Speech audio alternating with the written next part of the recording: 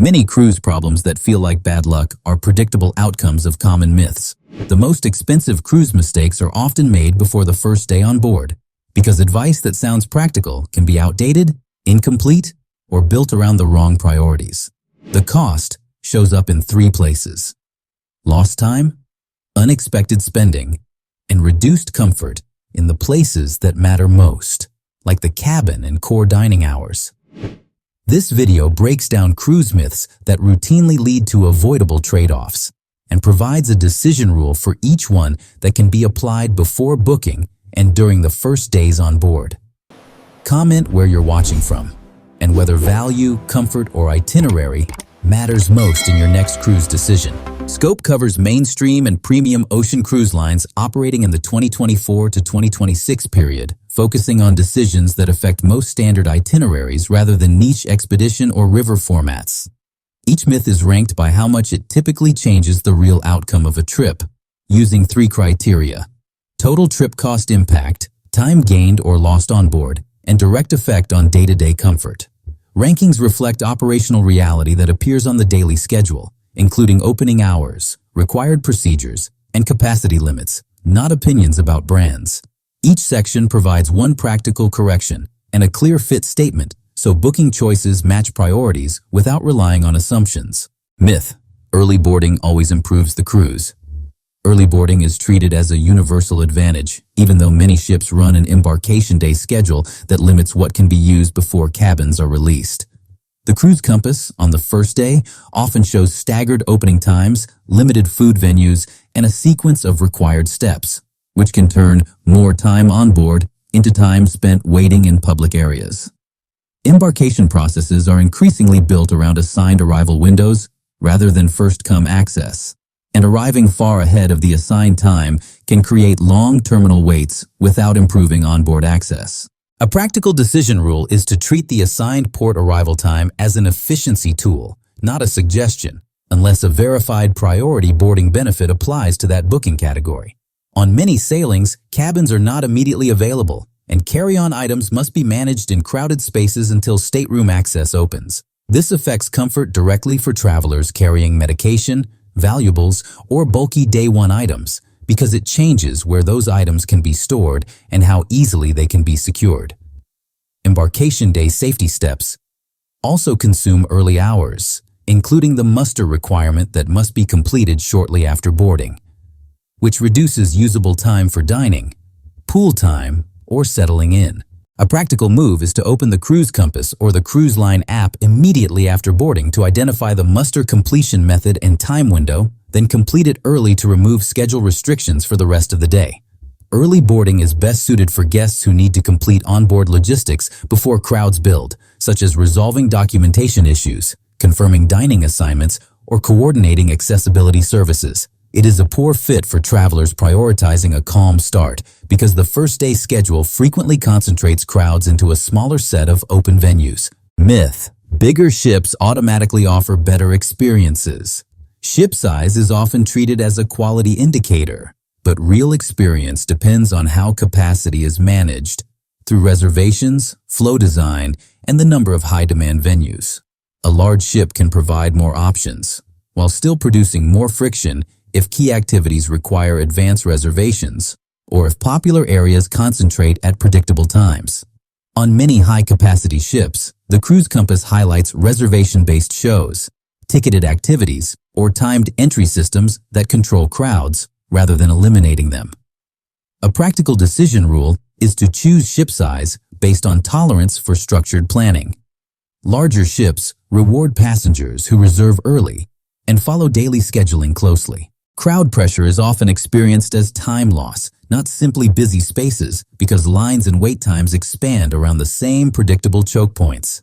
The highest impact choke points usually appear at peak dining times, headline entertainment start times, and central promenade corridors where multiple services sit together. Deck layout matters more than headline passenger count because modern designs can reduce bottlenecks with multiple atriums, multiple gangways, and distributed venues, but only if a passenger uses those alternatives deliberately. A practical move is to use the cruise compass to shift key activities away from peak hours, choosing dining windows and showtimes that avoid simultaneous crowd surges.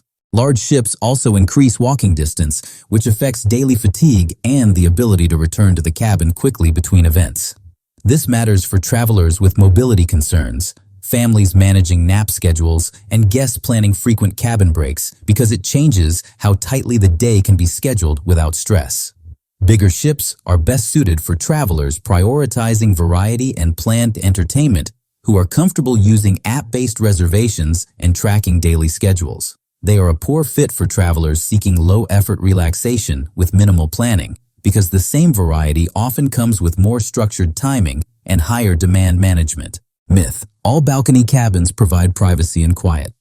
Balcony category is often treated as a consistent upgrade, but balcony cabins vary dramatically by location and the structures around them. The core issue is that balcony describes a feature, not a guarantee of usable outdoor space, quiet conditions, or visual openness. Overhangs, structural obstructions, and service platforms can limit sunlight, views, and the feeling of privacy, even when the cabin category is marketed similarly. A practical decision rule is to verify balcony type and obstructions using deck plans and cabin notes before paying for a balcony premium, because shading and blocked sightlines change how often the balcony will actually be used.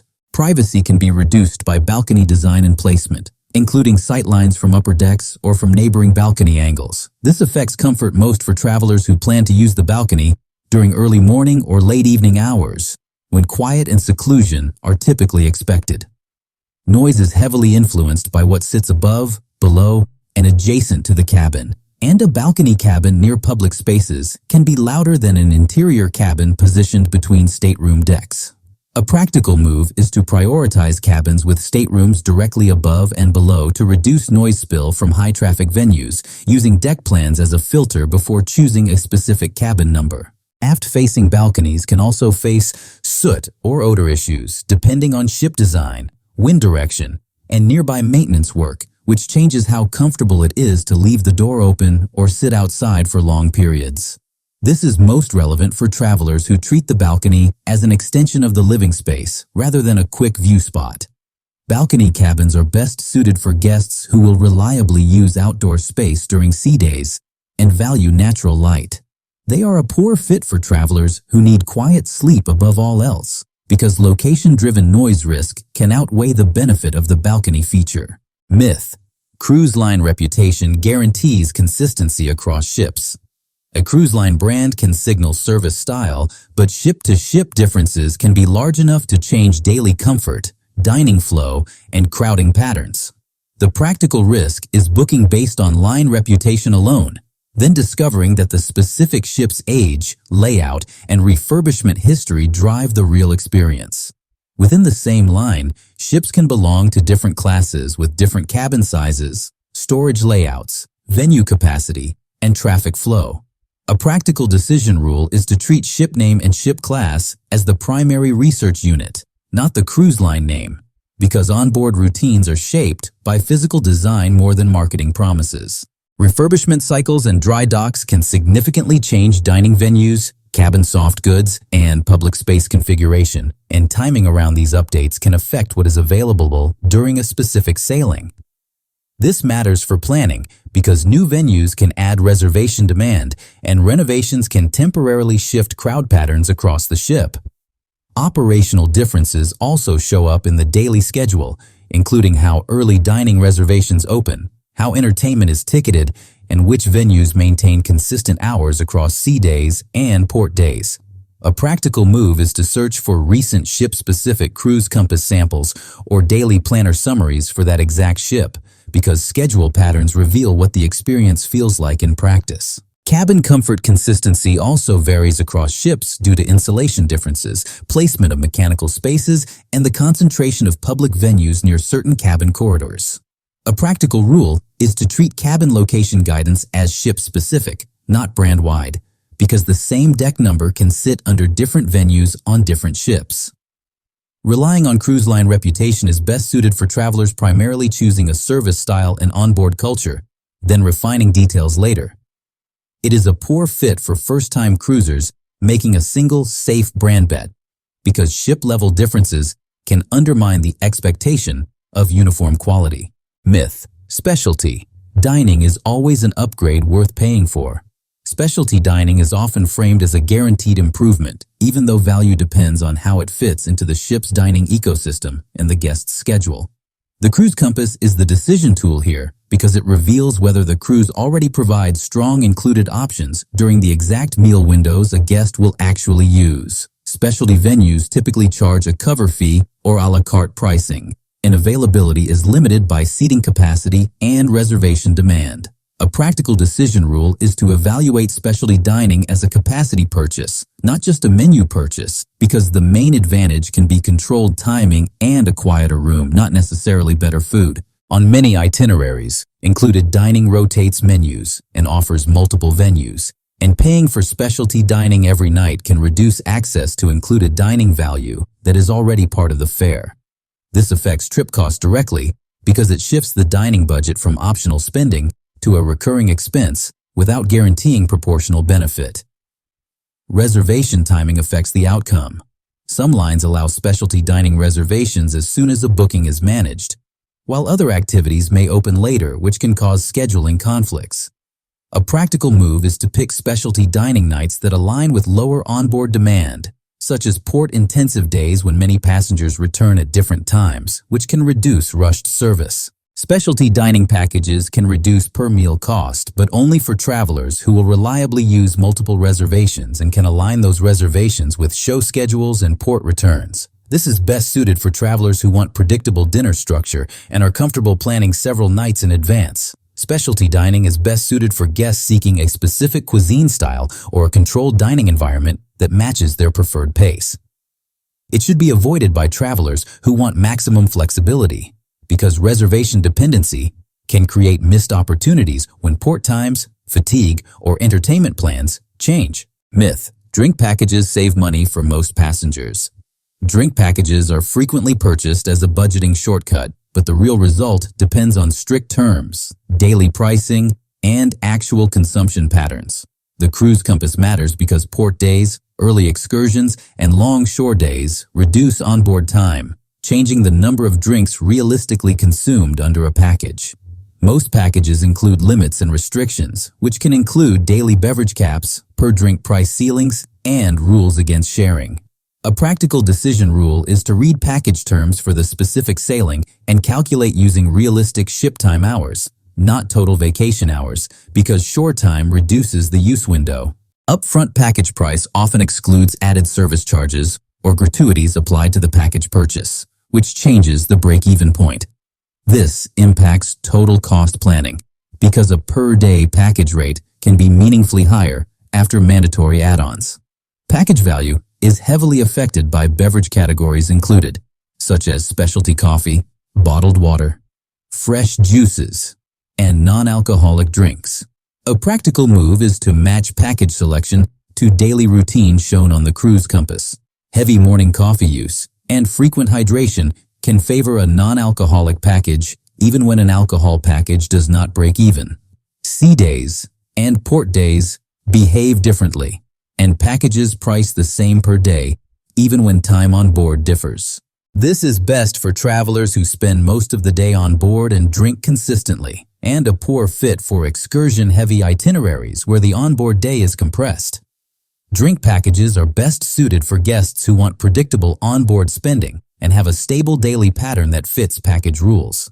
They should be avoided by moderate drinkers and early start excursion travelers because they often pay for capacity that cannot be used under the real schedule. Myth: newer ships always provide better cabin comfort. New ships can have modern features, but cabin comfort depends on functional details, sleep quality, climate control behavior, storage layout, and noise isolation. The myth fails when design decisions prioritize capacity and public space over cabin livability, which becomes obvious on longer sailings and on days spent in the cabin.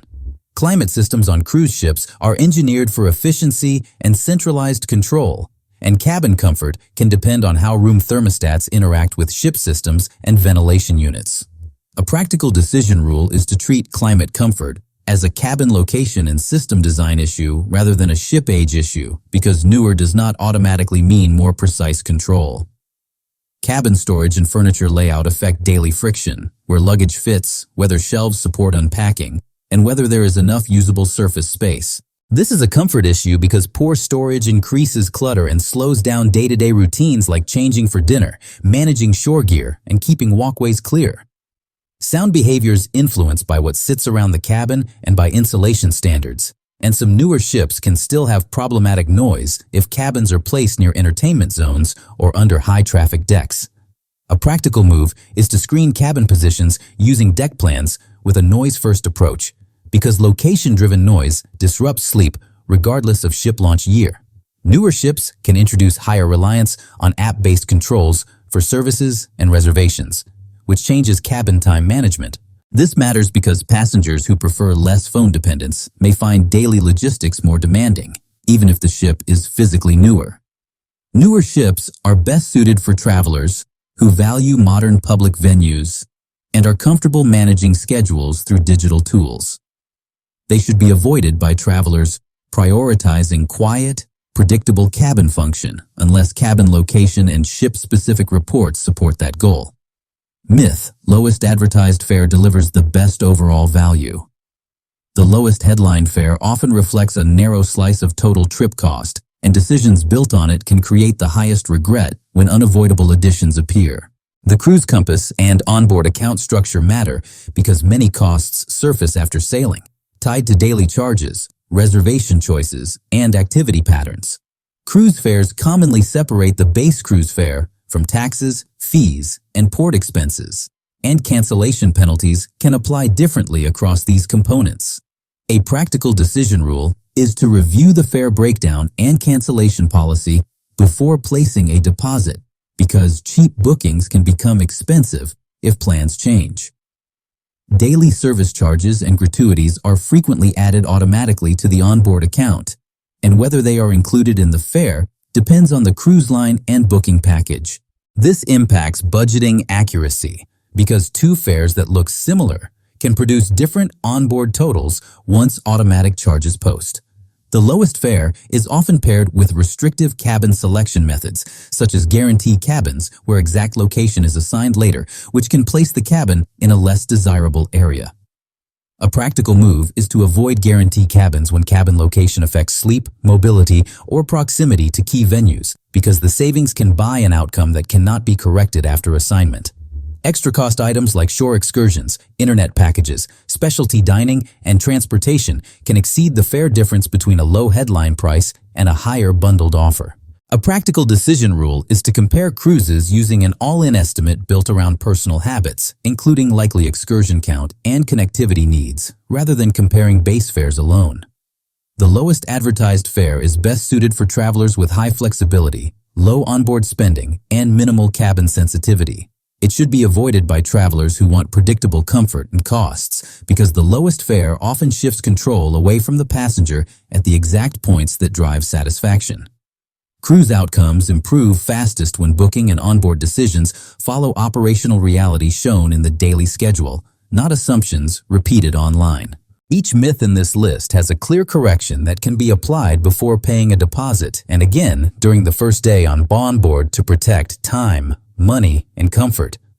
Use ship-specific research, cabin location filtering, and policy terms as the decision baseline. Then choose add-ons only when they match actual use patterns. Subscribe for more cruise decision guides built around practical trade-offs, and comment where you're watching from, along with the one factor that determines the next booking choice.